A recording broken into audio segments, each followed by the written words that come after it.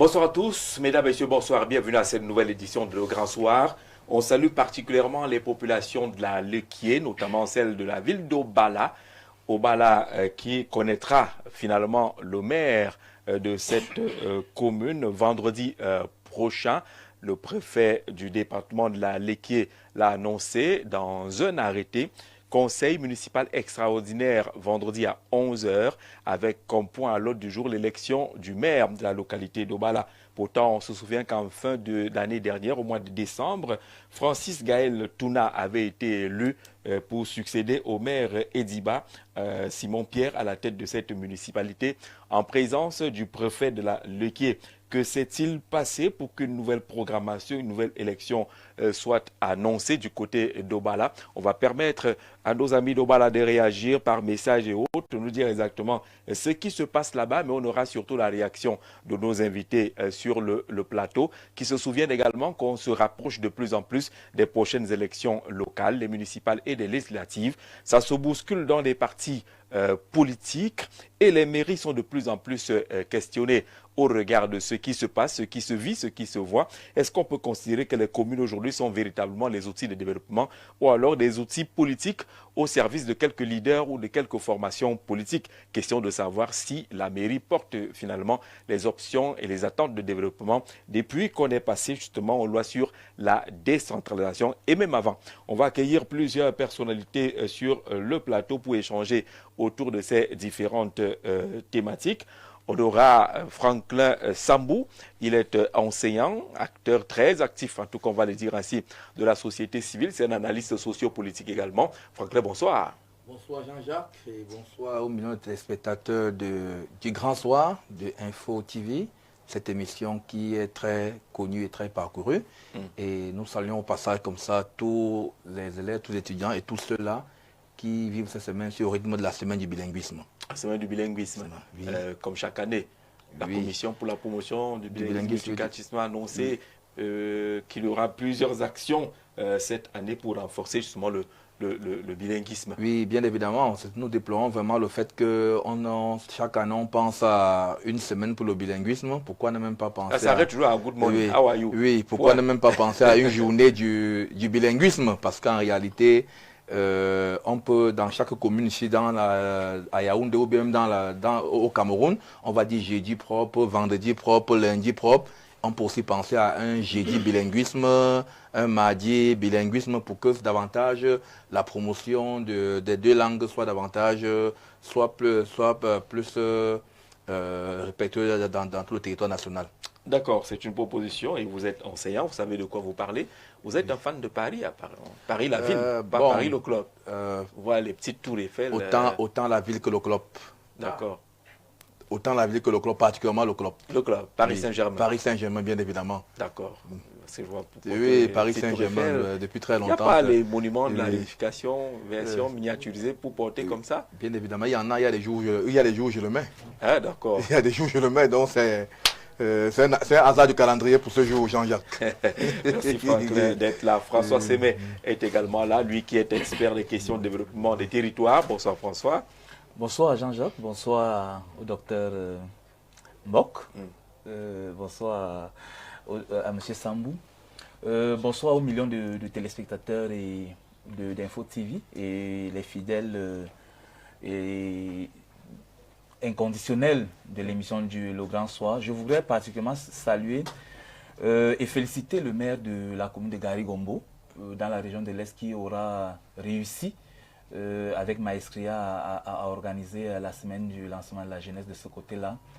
Et bien plus saluer tous ces maires qui connaissent un peu, qui sont déstabilisés en ce moment, et tous ceux qui ont essayé, ou bien qui sont déstabilisés par quoi? Par la déconstruction de la décentralisation en ce moment même, où le Cameroun connaît deux systèmes de gouvernance. Le premier étant celui lié à la déconcentration, le deuxième la décentralisation, qu'on a voulu approfondir. Et aujourd'hui, qui est comme galvaudé, comme prise en otage, comme caporalisé par l'ordre gouvernant, dont les maires aujourd'hui suffoquent davantage, les mairies suffoquent, les maires suffoquent. Et nous sommes très embarrassés, très gênés parce que à l'aune du renouvellement des exécutifs municipaux, on constate avec beaucoup d'amertume que les maires font face à des difficultés, à des tensions, parce que c'est des coups bas, c'est à n'en plus finir. Et permets-moi, Jean-Jacques, de sortir par là en indiquant tout avec beaucoup de respect, toutes mes admirations au maire de Mbalmayo, le doyen Dieudonné Zamba, lui qui aura connu ce qui arrive au maire de Biwombane en ce jour. Il a connu la prison en 2002, lorsqu'il était toujours à la veille des renouvellements comme ça. Donc le maire de Biwombane, le maire de Betaroya, Baba Nicolas aussi, qui sort du TCS en ce moment, et le maire de Languina, qui lui aussi a fait qui a passé un séjour du côté de la prison centrale de Kondengui. Et tout est dit que nous regrettons que certains Camerounais aient choisi simplement de déstabiliser leurs frères. Parce qu'il y a deux façons de tuer un homme. Oui. Et il y a deux façons de détruire ou de tuer un homme. C'est soit la mort ou la prison. D'accord. Dans tous les cas, on en parlera tout à l'heure pour savoir si les mairies sont des outils politiques par lesquels peuvent passer justement ces manœuvres de déstabilisation et autres choses. On accueille Dr Moïse Mbok. Bonsoir, docteur. Bonsoir Jean-Jacques, bonsoir à mes co-discutants, bonsoir aux téléspectateurs qui nous suivent ici et ailleurs. Premièrement, j'ai envie de saluer en souhaitant beaucoup de courage tous les Camerounais. Nous ne sommes que le 4 février. C'est un mandat de 7 ans. Que chacun attache la ceinture. On a encore 6 ans et encore 6 ans et beaucoup de 11 mois. C'est quoi ce compte à rebours qui va être long? Ce que j'essaie de dire ici, c'est qu'il faut enlever les organes sur certains sujets, sinon vous allez vite mourir. Il y a des AVC, il y a des incongruités et des choses. Tout à l'heure, on fait en parler également. La façon de tuer le Camerounais, on se rend compte qu'effectivement le Camerounais est monté à une nouvelle échelle. Quand ce n'est pas la confusion, c'est le désordre. Quand ce n'est pas le désordre, c'est la méchanceté. Quand ce n'est pas la méchanceté, c'est une façon assez difficile d'administrer les populations. Et vraiment, ça fait beaucoup de courage à tous les Camerounais.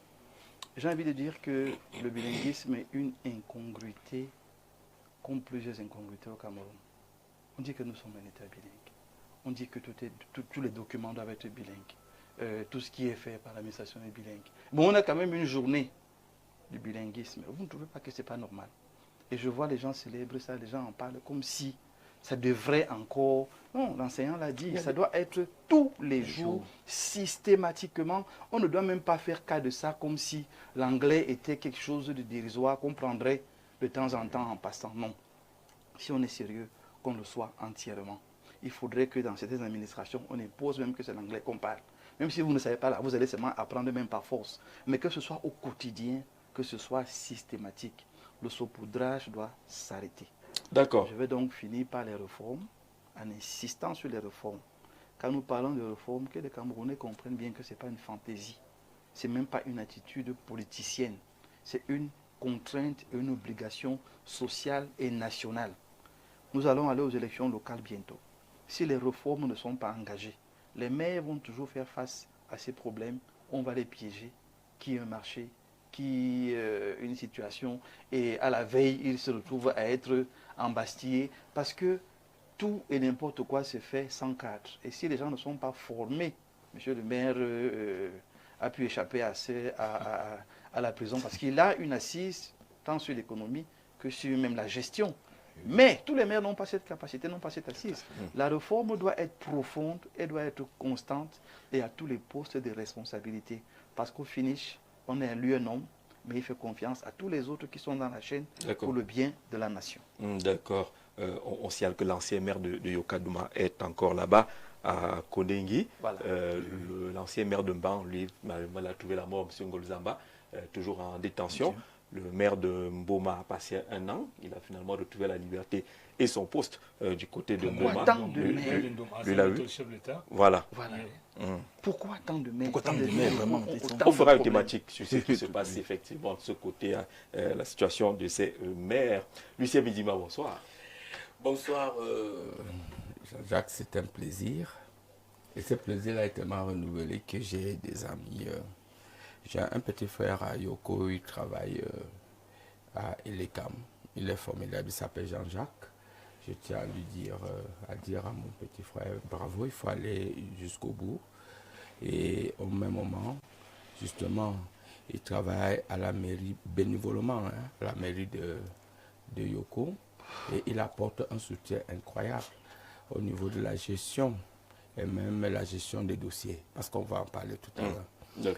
Comme effectivement, c'est un contrôleur financier aujourd'hui qui continue à voir que nous sommes dans les difficultés parce qu'il y a eu les élections présidentielles, ce qui fait que certains marchés sont en train de tomber en conclusion. Je salue le contrôleur financier d'un TUI qui fait un travail formidable. Et je ne peux pas m'empêcher de saluer Liboire, qui est le maire de Beyombene, parce que c'est un ami personnel. Quand il était à la SIC, c'est un ami, je connais sa probité morale. J'étais très peiné aujourd'hui. Quand je parle de probité, parce que là, on va en parler, j'étais très peiné aujourd'hui lorsque j'ai appris qu'il est descendu en prison. Je ne remets pas en cause les décisions de justice, mais je voudrais, même s'il est n'importe où, je reconnais mes amitiés, mes amis. Jean-Jacques Zé ou le docteur, quel que soit là où vous pouvez vous retrouver dans n'importe quelle circonstance, c'est le moment de réaffirmer l'amitié qu'on a vis-à-vis de quelqu'un que de dénier cette amitié. Donc je dis, monsieur le maire, je sais l'épreuve que vous traversez, qui peut être due, je n'ai pas le fond du dossier, mais je vous renouvelle mon amitié. Il y a un panéliste qui vient de dire qu'il y a plusieurs façons de tuer un être humain. C'est la prison ou bien la mort. Mais je ne peux pas vous dire combien aujourd'hui les maires travaillent, parfois dans des conditions très difficiles. Nous sommes à l'aube de la décentralisation et parfois ils sont obligés de prendre un certain nombre d'initiatives. Et peut-être à un moment donné, légèrement au mépris des règles et qui y sont parce qu'il a la pression de la population, etc. Et que parfois le terrain impose. D'ailleurs, je vais vous prendre un exemple. Nous avons là, monsieur le maire, nous sommes en élection présidentielle. Après l'élection présidentielle, il y a eu les soubresauts que vous connaissez. Certains hommes d'affaires ou bien certaines entreprises n'ont pas réussi à réaliser un certain nombre de marchés parce que de part et d'autre, il y avait les problèmes dont les hommes d'affaires ne pouvaient même pas se déplacer. Mais nous arrivons à la fin des ordonnancements. Et quand un maire voit qu'il a des crédits, ces crédits-là peuvent tomber en conclusion. Il peut lui arriver de prendre un certain nombre d'initiatives. Et que ces initiatives-là, à un moment donné, peuvent le poursuivre. Première des choses. Deuxième des choses, mais je trouve quand même aberrant le fait que si on veut bien remplacer quelqu'un, si on veut bien lutter contre une personne, qu'on veut bien la place d'une personne, il y a tellement de places au Cameroun. Au-delà de l'exécutif communal, il y a les conseillers régionaux, il y a les députations, je ne m'arrête que là. Alors, mais je ne sais pas quand on peut avoir un acharnement. Et ce qui est parfois regrettable, c'est que ça sort d'un bon politique où vous tous, vous êtes dans un même parti politique. Alors à partir de là, on se demande... D'accord. À Yokadouma, généralement, toutes les dénonciations sont venues des conseillers municipaux. Il y a des gens qui sont tous les jours. C'est le cas du maire de Lenguina, il a parlé, c'est mon petit frère, le maire de Lenguina. J'étais très peiné avec voir comment il a transformé. Parce que le cas... Jean-Jacques, une seconde. Le maire de Lenguina... Le maire de Lenguina était un haut cadre de MTN. Il gagne plus de 2 millions par mois.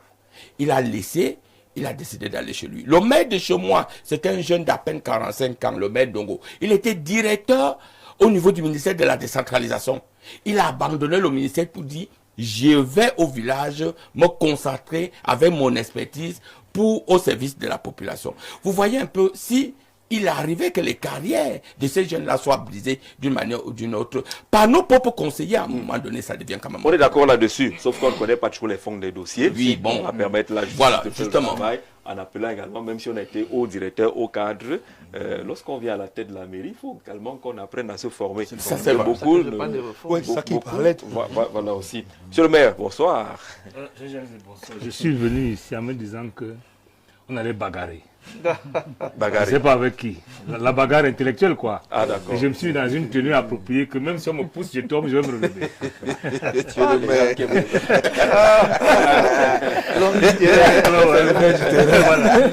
Et là, j'ai écouté les gens avoir pitié des maires. J'ai dit, ah, vous n'avez rien compris. Ouais. Ils n'ont rien compris. Parce que le maire est en bas là-bas. Les vraies choses se déroulent ailleurs. Je ne sais pas si je vais faire une digression en parlant d'autres choses, mais qui concerne quand même le mairie. Parce que j'ai écouté mon jeune frère, Dr Mbok, je lui ai dit, tu déranges. Il faut s'acclimater. Lorsqu'on entre en politique, il faut retenir la première leçon. Pour tenir sa parole en politique, il ne faut jamais la donner. Pour être expert. Pour tenir sa parole en politique, il Il faut ne faut jamais jamais la la donner. Si vous la donnez, on vous tient au mot. Pour lui avoir des phrases, dans quelques jours, ça peut devenir 1 an. C'est les jours qui font 1 an. Aucun souci. Il dit oui au accord à tout le monde. Je vous verrai. Je vous verrai. C'est ça l'homme politique, Paul Biya.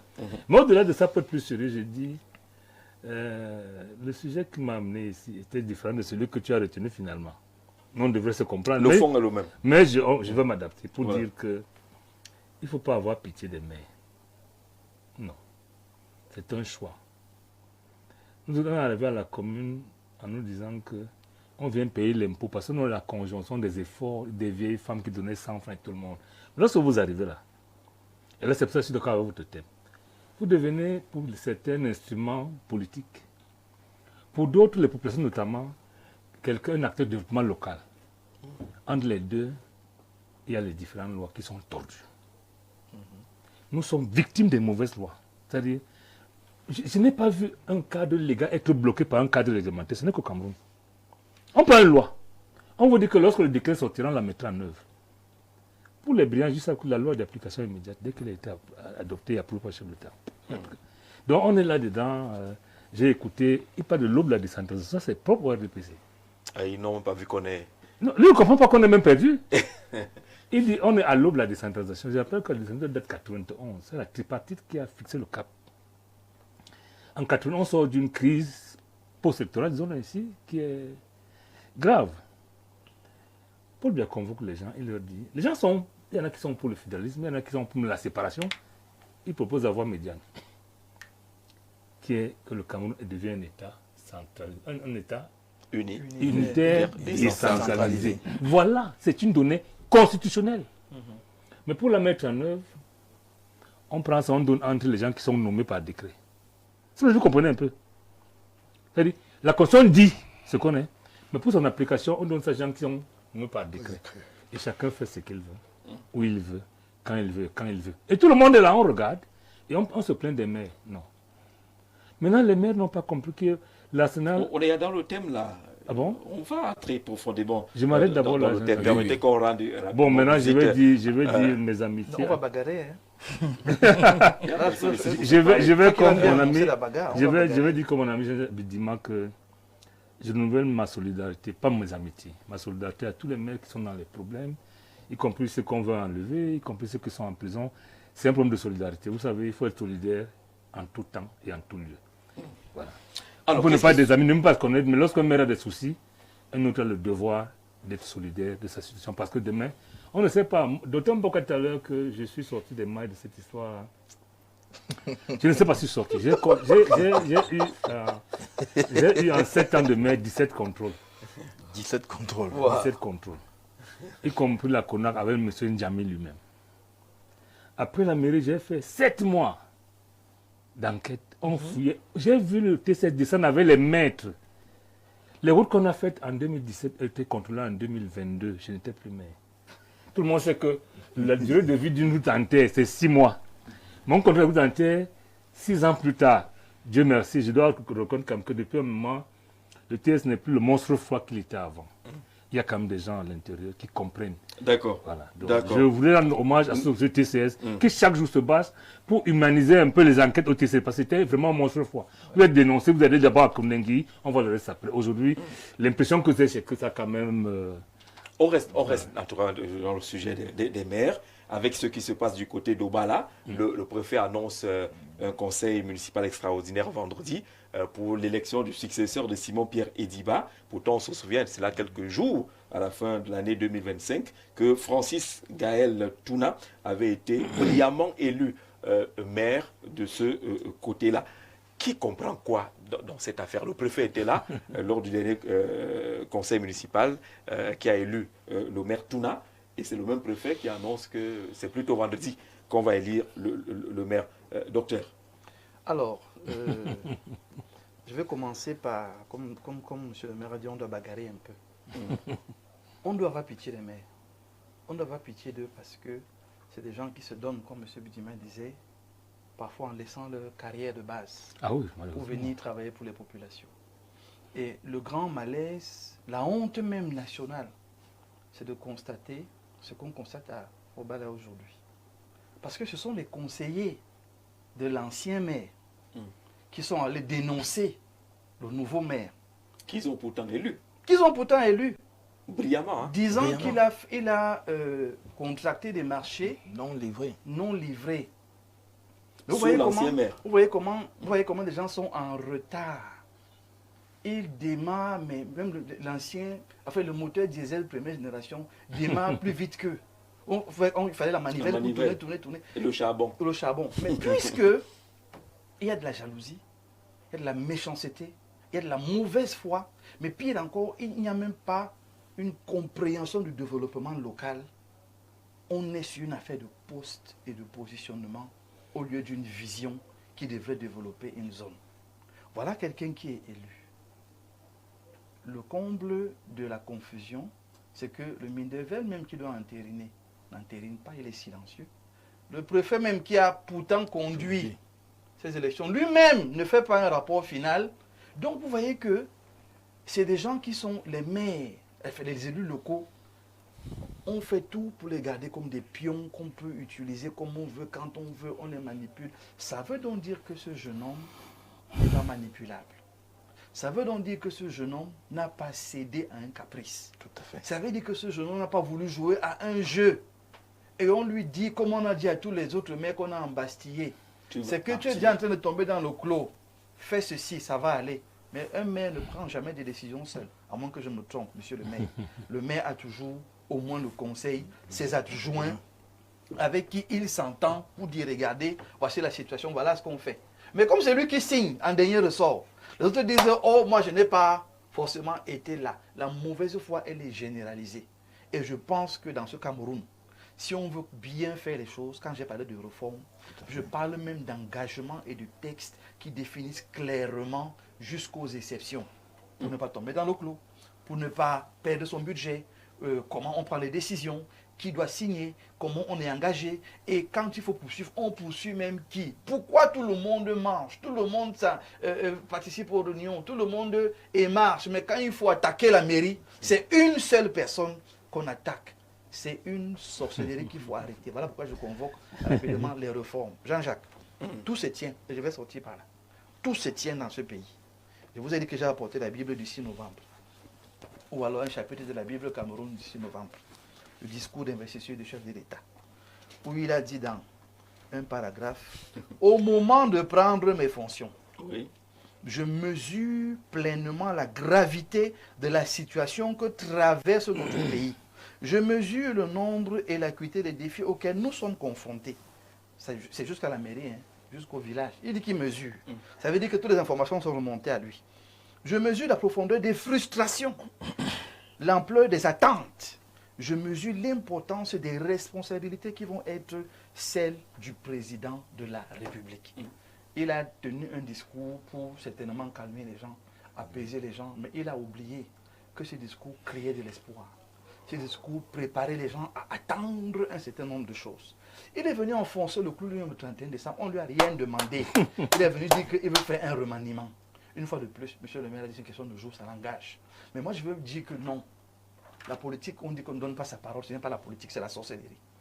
Parce que la politique, c'est une affaire de gouvernance, une affaire de gestion, une affaire de mise des énergies ensemble pour développer une nation. Pourquoi un homme politique va se taire? Parce qu'il a peur qu'on ne tienne pas sa parole. Soit il n'est pas sérieux, soit alors il parle et il se rassure que la parole qu'il a donnée soit suivie et soit respectée. La cacophonie que nous vivons,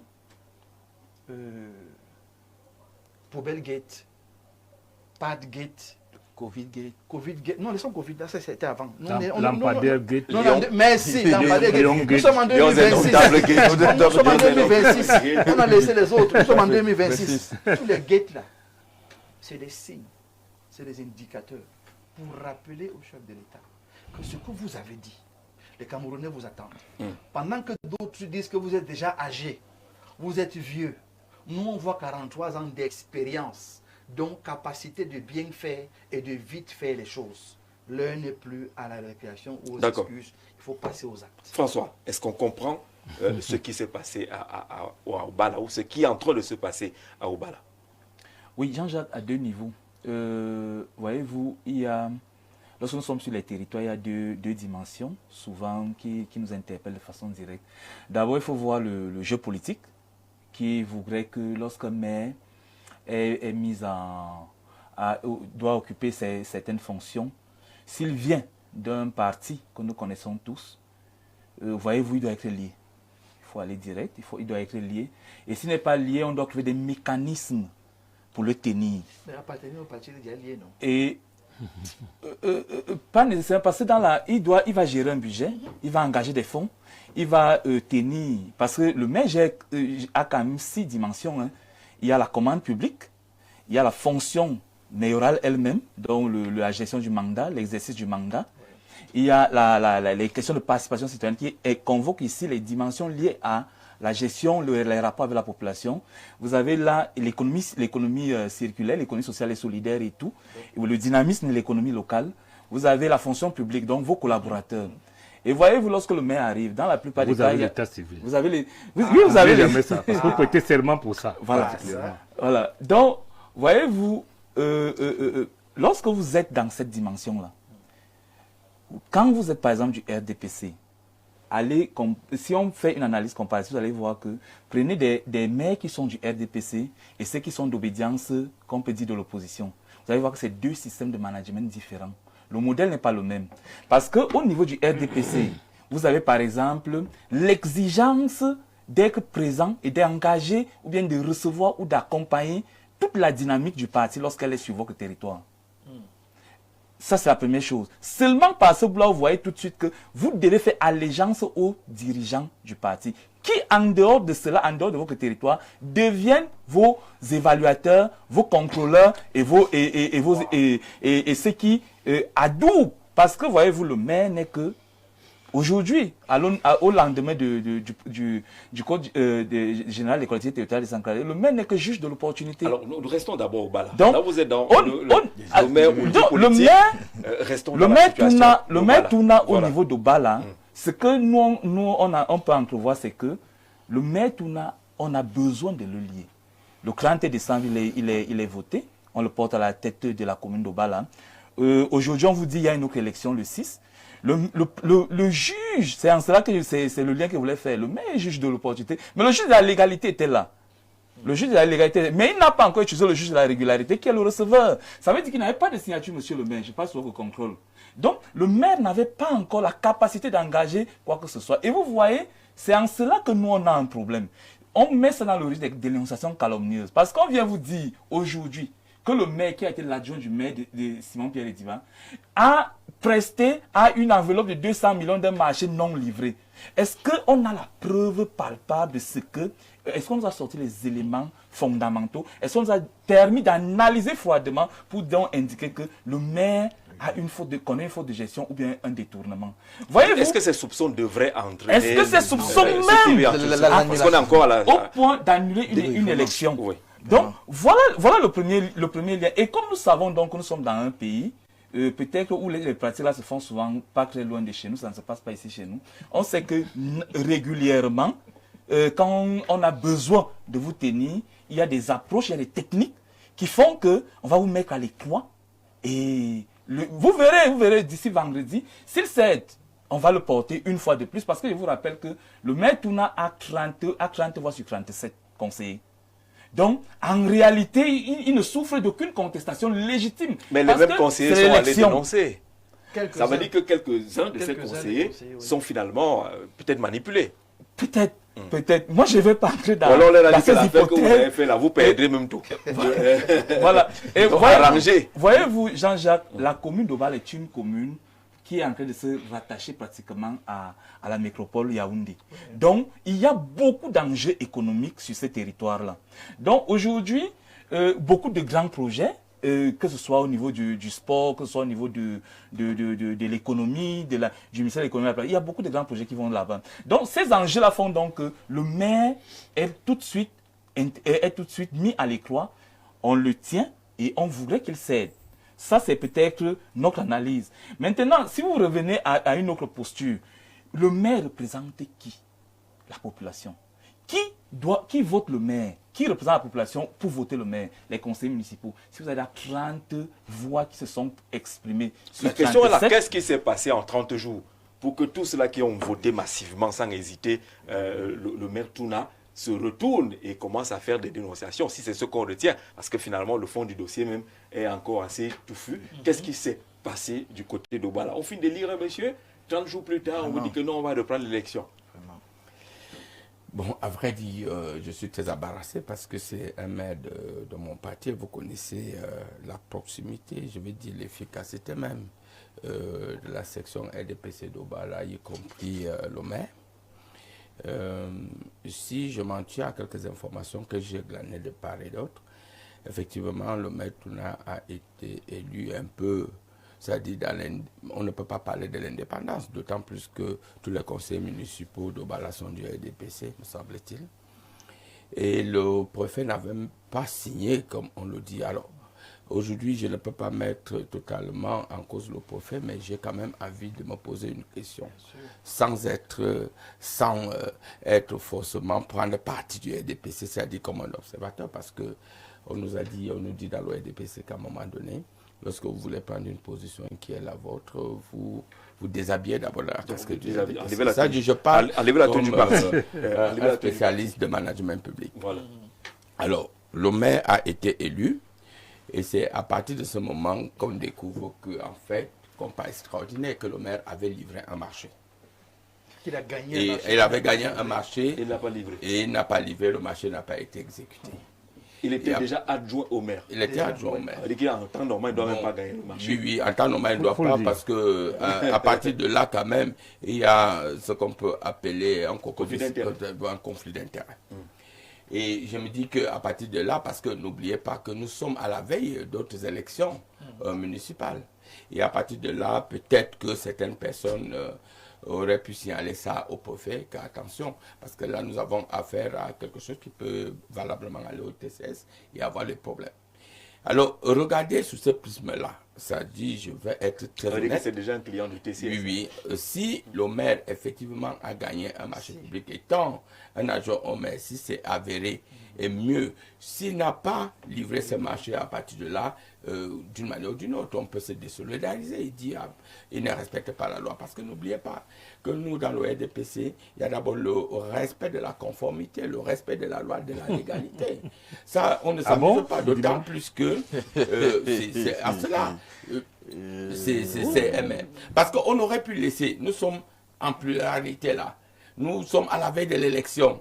Imaginez que si cette information s'avère vraie et que les autres, le docteur Mbok utilise ça lors des prochaines élections et nous fait comprendre qu'on a mis quelqu'un qui éventuellement est candidat au TCS, à partir de là, ça peut quand même causer un problème.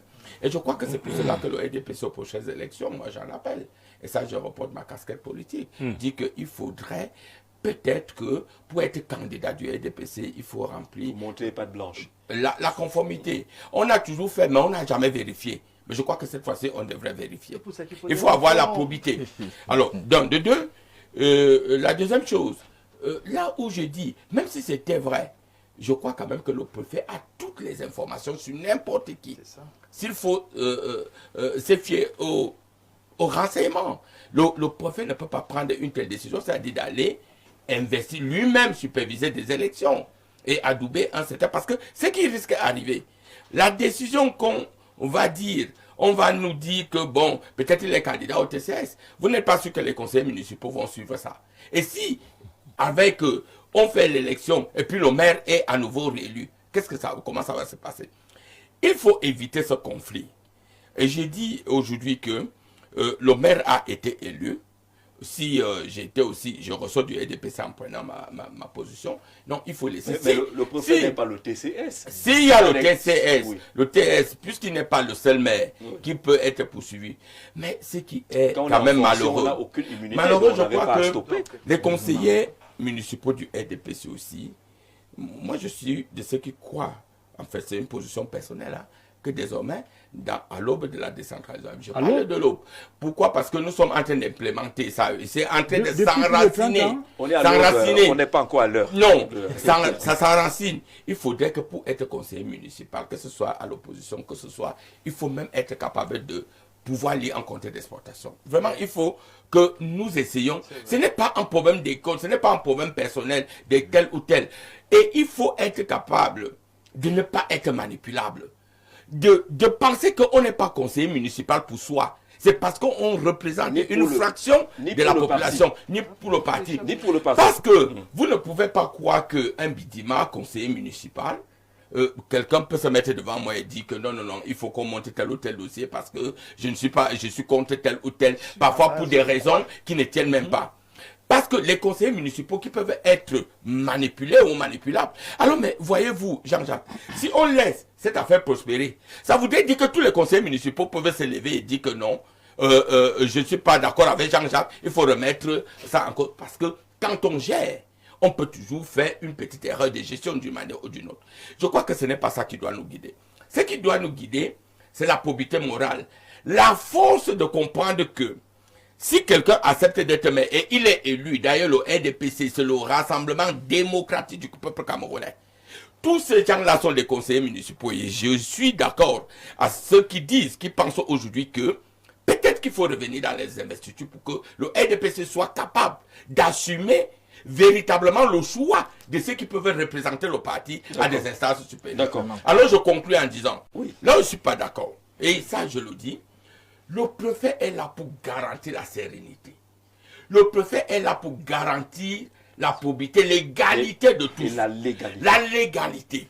Le préfet ne peut pas être un jouet que vous dites que vous avez fait les élections un mois après. Comment lui-même il peut le faire. lui-même Alors, mais j'ai dit, parce que le danger, il ne faut pas qu'on se retrouve avec ce qui s'est passé au sud. Le danger serait que ce maire soit réélu. Alors le préfet va refuser je ne sais pas, d'installer ce maire, que non. Je crois qu'il faut aller avec subtilité. Nous devons toujours, nous dans le RDPC, avoir la posture du président national du RDPC. C'est un homme qui parle peu. C'est un homme, il donne sa parole. Et quand il donne, il respecte sa parole. Non, il respecte. Parce que je ne suis pas d'accord avec le docteur Mbok qui dit, bon, ben, le président a dit quelques jours, attends, est-ce que la Constitution oblige le président de la République à remanier? Mais non, le président a gagné son élection. Non, il a gagné son élection. Quand il a gagné, le docteur Mbok était contre lui. Maintenant, dans les prochains jours, l'année a 365 jours. Et le mandat a 365 multiplié par 7. Donc, dans les prochains jours, le président sera libre de dire avec qui il faut continuer, mais l'État n'est pas bloqué. Alors je conclue. On a compris. Il faut aller dans la probité morale. Il faut aller dans le respect de ceux-là. C'est pour ça qu'aujourd'hui, on a commencé à vouloir bagarrer dehors, mais je le respecte. Dès lors que j'ai appris qu'un maire a eu un problème, ces gens, les maires, ils font un travail. On va arriver sur les maires. Franklin, est-ce qu'on comprend? Le préfet était là le 30 ou le 29 ou le 30 décembre. Il a vu comment le maire Touna a été élu. Il est rentré à Mouna Télé. On a attendu un peu plus d'un mois pour qu'on vous dise, on découvre sur les réseaux sociaux et autres qui en arrêté, qui annonce l'élection. On n'a même pas dit que une reprise. On parle d'un conseil municipal extraordinaire comme s'il n'y en avait pas eu un avant. C'est difficile de comprendre, Jean-Jacques, parce que le maire Touna, puisqu'elle a été élue le 30 décembre. Nous pensons qu'avant ce 30 décembre, même si c'est des marchés non livrés, il y a eu le temps d'étudier. Ce n'est pas comme c'est ce jour-là qu'il a déclaré sa candidature. Donc, il y avait déjà des éléments qui montraient il était là, il était adjoint. Il était troisième adjoint au maire. Deuxième adjoint, ok, merci. Deuxième adjoint au maire, Edjiba a décédé. Et c'est quand même difficile pour un préfet qui a présidé ce conseil et que, subitement, pourquoi entre le 30 décembre et puis le 30 janvier, il n'y a pas eu une installation, il n'y a pas eu...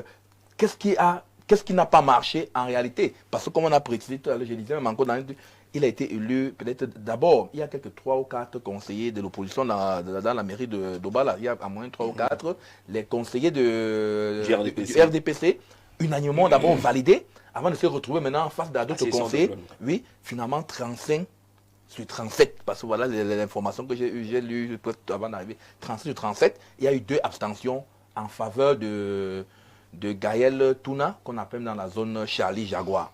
Un jeune homme très... Charlie Jaguar. Charlie Jaguar, voilà le nom de... C'est un jet-setter. Hein. Donc voilà le nom, son petit nom dans le secteur à Obala, oui. Charlie Jaguar. Je crois que sur le comptoir, ceux qui maîtrisent bien. Oui. Hein? Très bien. C'est un gars bien. C'est un gars bien. Donc c'est quelqu'un qui... Les jeunes, il est pour les jeunes. À un moment donné, il est d'abord jeune. Oui, il est d'abord jeune. Il est jeune. On se pose la question si son élection a eu un problème de pli fermé. Oui, à un moment donné, on va se poser la question, un peu comme au Sud. Est-ce qu'on n'a pas validé sa candidature avant ce 30 décembre, pour qu'entre le 30 décembre et aujourd'hui, qu'il y ait des manipulations? Est-ce qu'on n'est pas en train de se demander qu'il est sorti d'où? Il est sorti d'où? Est-ce que peut-être... L'élection, c'est bien. Oui, est-ce que son élection ne vient pas avoir un changement pour le maire décidé qui a fait 18 ans, il faut le rappeler. Le maire Edjiba a fait 3 mandats. Oui. Là, il décède en octobre là. Donc, est-ce qu'il y a des choses qu'avec l'arrivée de Gaël Touna, des choses vont se dévoiler aussi jeunes? On ne doit pas le renverser. Pourquoi le faire en principe à quelques jours de la convocation du corps électoral? Parce qu'on ne parvient pas parce que même s'il est élu, le corps électoral... Parce que même s'il est réélu, le corps électoral convoqué en principe ces jours-ci, ça veut dire que c'est un maire qui peut-être sera là pour 45 jours, 60 jours. Pourquoi donc vouloir encore convoquer une élection? Donc en réalité, il y a des choses qui se cachent au fond de cette histoire. Parce qu'on ne peut pas nous dire là, il n'y a pas eu une enquête du TCS qui est venue entre le 30 décembre et ce jour-ci, pour qu'on nous dise que voilà une raison valable pour qu'on puisse annuler l'élection. C'est quand même embêtant. Il n'y a pas un texte qui parle d'annulation des élections. Oui. On dit juste qu'il y a un conseil municipal extraordinaire qui va se tenir. Encore que ce qui s'est passé le 30 décembre n'a jamais existé. Encore que le RDPC nous a dit on doit rembourser les frais qu'on a donnés aux gens. 2025-2032, c'est grandeur espérance avec les jeunes et les femmes. Ce Gaël Touna est un jeune. En réalité, c'était même un moyen pour le parti de propulser ces jeunes-là. D'avoir une vitrine. Une vitrine. Une vitrine pour montrer que voilà. Il ne faut pas impliquer le RDPC dans cette histoire. Ça reste le RDPC. Ce n'est pas bien d'impliquer le RDPC dans la gestion des ajustements des administratifs ou des ajustements des uns et des autres. Mais il n'y a pas eu de pli quand même. On n'a pas entendu parler de... C'est vrai, on n'a pas entendu parler de pli. Mais on se pose la question... On ne sait même pas s'il y avait un mandataire du comité central là-bas ce jour-là. Il n'y en avait pas.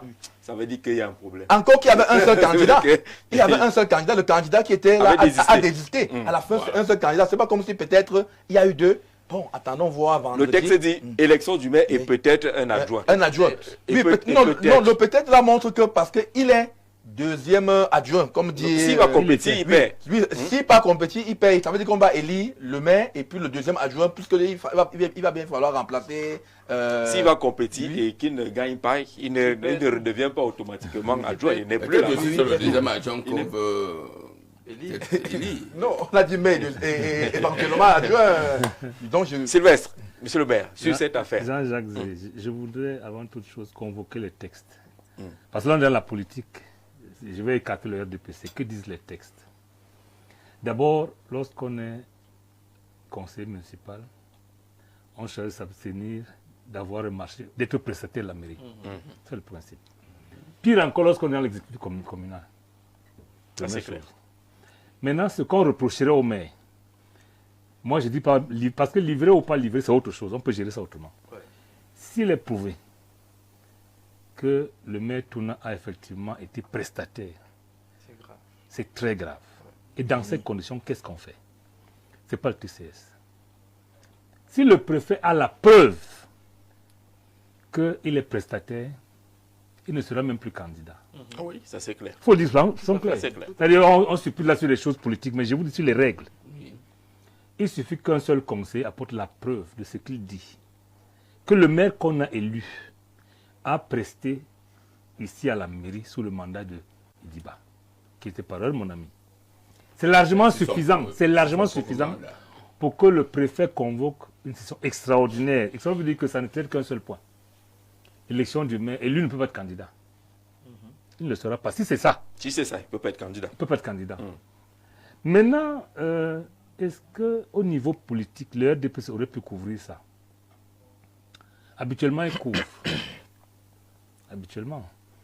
Parce que pour que le préfet convoque la session extraordinaire qui élit le maire, il faut qu'il ait requis préalablement l'avis du MINAT. Aujourd'hui, il y a deux tutelles, tutelle technique, tutelle politique. Il faut qu'il ait requis l'avis du Mindevel et l'avis du MINAT. Il ne convoque pas la session extraordinaire seul, avec d'autorité. Les autres veulent qu'il requiert d'abord l'avis, c'est-à-dire il apporte les preuves que, monsieur le MINAT, patron, j'ai des preuves que le maire que nous avons élu a été prestataire, il a violé la loi. Si les preuves sont réunies, on n'enquête plus. Parce qu'en fait, qu'est-ce qui se passe lorsque vous avez été prestataire? On regarde les statuts de l'entreprise. Si vous y êtes même comme simple actionnaire, vous avez presté. Ouais. C'est les textes. C'est les textes. Maintenant, je pense que moi, ce qui m'intéresse, c'est la suite. Parce que le maire pourrait être poursuivi ou non. C'est ça le problème. C'est-à-dire, il a commis une faute. C'était un délit d'initié, un conflit d'intérêt. S'il a effectivement gagné un marché, avant qu'il n'ait livré ou pas, parce que la livraison viendra après, pour le moment, c'est le principe. Il sait lui-même qu'il ne devrait pas gagner un marché. Maintenant, s'il a gagné un marché, il y a trois acteurs. La maire de Bala a une commission interne passation de marché. Passation de marché. Le maire y est représenté par un homme qu'il désigne. Le maire n'est jamais membre de la commission passation de marché. Jamais. Mais il désigne son représentant. Le receveur municipal y est. Le secrétaire général, quelquefois, y est comme chef de service de marché. Est-ce que tout ce monde, la commission n'a pas vu que ce monsieur était, le marché là était gagné par quelqu'un qui est dans l'exécutif municipal? Peut-être par les prêtres, non. Non, le prêtre non est difficile à prouver. Oui, c'est ça. Le prêtre non est très difficile. Le prêtre prêtre non, la preuve. Oui. Et je dis, le préfet Kamsou de la Léké, je doute fort. Bon, le MINAT lui peut le faire, c'est un coup de tête, mais le préfet Kamsou, qui était un monsieur bien formé, je doute fort qu'il ait pris l'initiative de convoquer. Qui maîtrise Aleki, hein. Il est là depuis plusieurs années. Depuis très longtemps. On connaît presque tout le monde. Il ne peut pas se permettre de convoquer un conseil municipal extraordinaire pour élire le maire s'il n'a pas lui-même la preuve. Maintenant, si la preuve, ce n'est pas suffisant. Parce que l'autorité politique est là-dedans, la tutelle, doit donner son avis. On peut estimer qu'en ce moment, on n'a pas besoin de ça, on peut passer. On va pas le réinvestir. Mais s'ils sont arrivés là, ça veut dire que les preuves, j'ai dit, si c'était le cas, les preuves sont patentes. Et dans ces conditions, le maire a se fait de soucis. Il ne sera pas candidat. Mais après ça, il va être poursuivi. Peut-être pas le test, parce que c'est ce des affaires de moins de 50 millions. Attends, on n'a pas vu les preuves là avant. Non, mais je viens de le dire que parce que je suppose. On n'a pas vu ces preuves avant, les conseils Lucien. J'ai dit quand même que Lucien Bédima. Moi, je n'aime pas cette non, manière il ne s'agit pas d'aimer. On laisse quelqu'un aller jusqu'au bout du gouffre. Et après, on dit que non, voilà, il faut avoir la sincérité administrative. Le préfet est l'homme le plus renseigné. Non, je suis désolé. Lucien Bédima. Parce que, attendez, je veux quand même vous donner une information. C'est le préfet, quand le préfet qui vote le budget, qui assiste au vote du budget, c'est le préfet. Donc, il connaît tout ce qui s'est passé, les gens qui ont exécuté les marchés. Non. Donc, si le préfet a donc laissé ça passer, et pourquoi il a laissé ça passer à ce temps-là et à ce moment-là? Parce que lui, c'est lui qui a signé. Il assiste. Quand on vote le budget, le préfet assiste. Mais Ça il veut n'est dire pas que membre de la Mais passation ça des va marchés. tous les Il va à la rapports, passation des Jacques, marchés. tous les Parce qu'on a- rapports des marchés vont chez le préfet. Oui, Non. les rapports disent Non quoi? et non et non.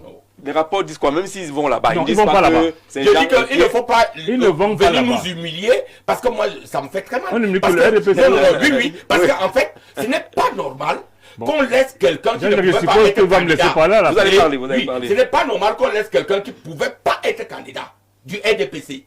Parce qu'il avait déjà cette infraction qui est très grave, comme vous dites. Et donc, je me dissocie. On est encore sur le conditionnel. Oh, et- On est encore et- sur le conditionnel. Tout à fait. Vraiment, on est encore Est-ce sur que je peux corriger Jacques? Allez-y, monsieur Louis. Donc, c'est disant que si cette information est vraie, le préfet n'a pas d'autre choix que de convoquer, mais après avoir requis l'avis des tutelles, c'est-à-dire le Mindevel et le Minat.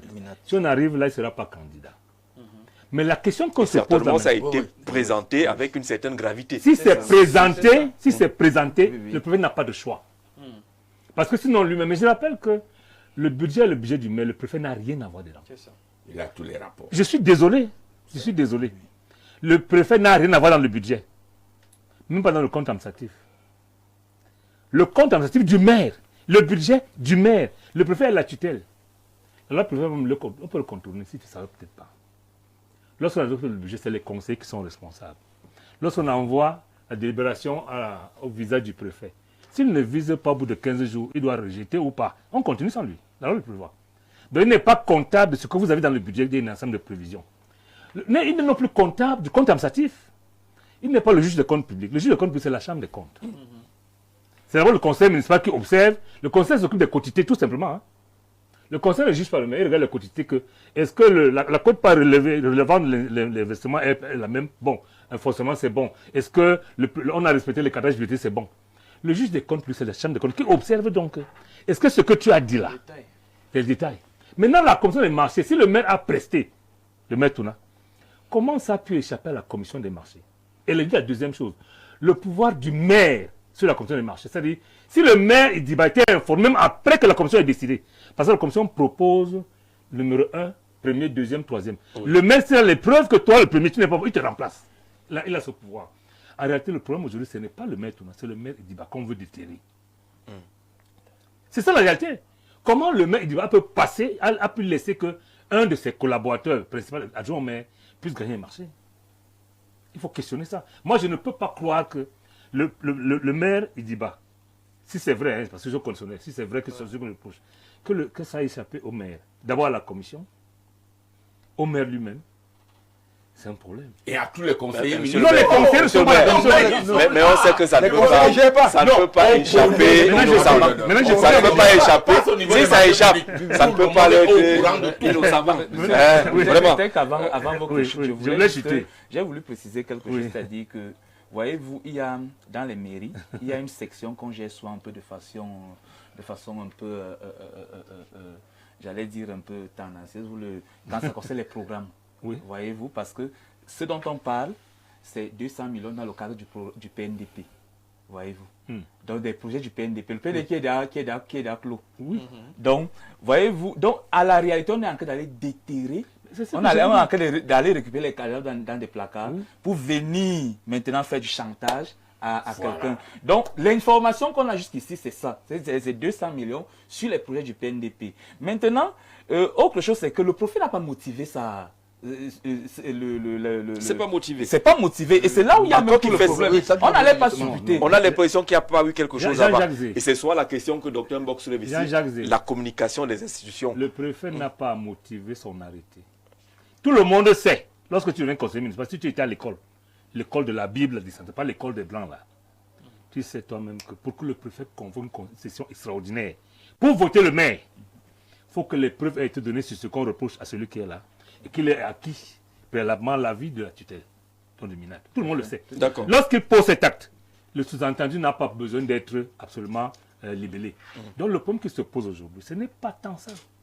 C'est que comment ça a pu échapper à tout le monde pendant 5 ans. Y compris, je rappelle que les marchés du PNDP ont une passion spéciale. Tout à fait, parce que le PNDP avait l'œil. Tout à fait. Comment ça a pu échapper à tout le monde? Et là, on arrive donc si ça a échappé volontairement aux gens, C'est volontairement. si ça a échappé ne peut volontairement, être nous sommes donc dans le système de chantage. Oui, parce que il faut dire que chaque programme a son manuel de procédure. Bien sûr, bien Donc, sûr. un peu comme le prologue en ce moment-ci, Oui. avec la Banque mondiale, Oui. ils ont un manuel de Oui, procédure. procédure. Donc, et qui n'a rien à voir avec la démarche quotidienne Rien à de voir. passation Tout des à fait. marchés du maire. Donc, je vous rejoins donc, si je permets, que si ça a échappé volontairement à tout ce circuit, on tombe dans le chantage politique. Que dans tous les cas, on fonctionne comme mes amis du RDPC. Tout le monde est entendu à la PJ et au CED. Le dossier est mis au frigo.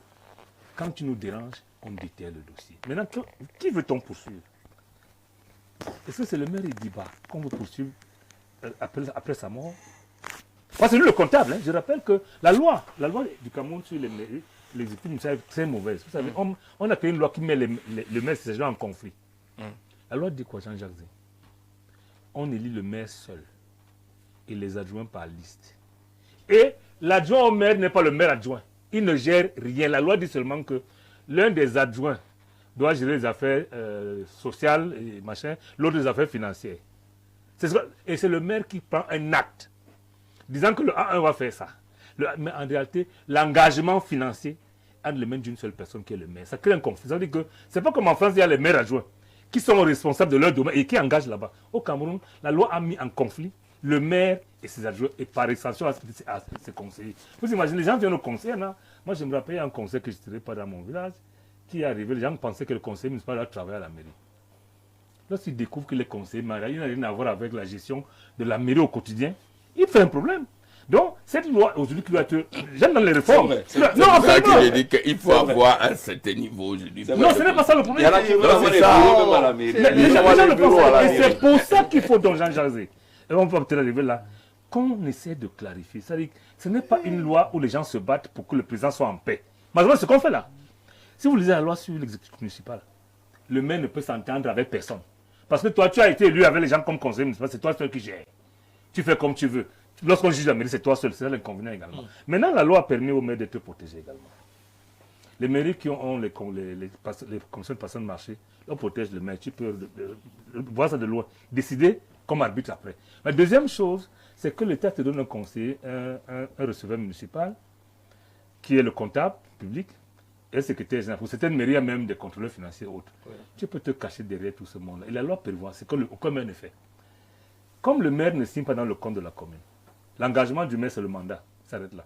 Le maire ne signe pas le chèque de la commune. La loi prévoit que le maire puisse mettre en hypothèque les biens des signataires dans le compte public de la mairie, de receveur.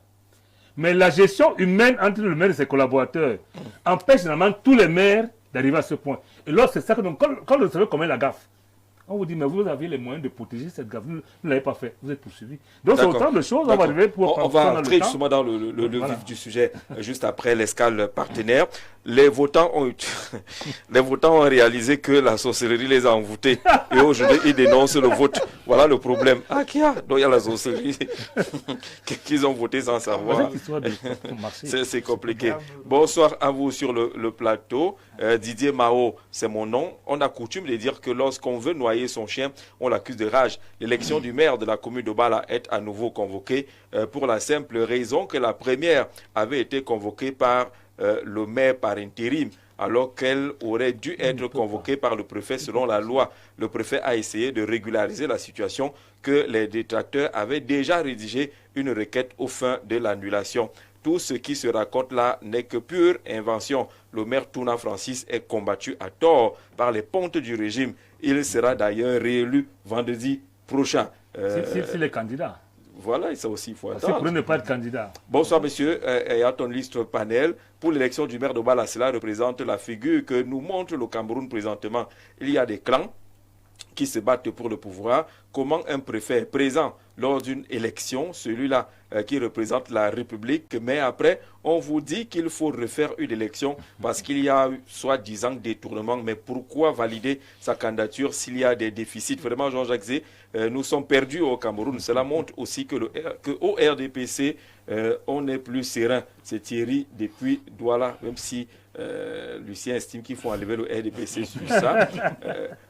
Monsieur Nieka a raison. Le développement local est victime de mauvaises lois. Comment comprendre que pour gérer 2 collectivités territoriales décentralisées, la région et la commune, vous rédigez une loi portant code des collectivités territoriales décentralisées avec plus de 500 articles. Une telle loi ne peut pas être appliquée. Pour que le développement local soit effectif, il faut boucler le processus d'implémentation de la décentralisation qui est bloqué à l'étape du changement de l'organisation territoriale de l'État suivant l'article 67 alinéa 5 de la Constitution, en vertu duquel il est attendu que l'organisation territoriale de l'État reste inchangée jusqu'à la mise en place des régions.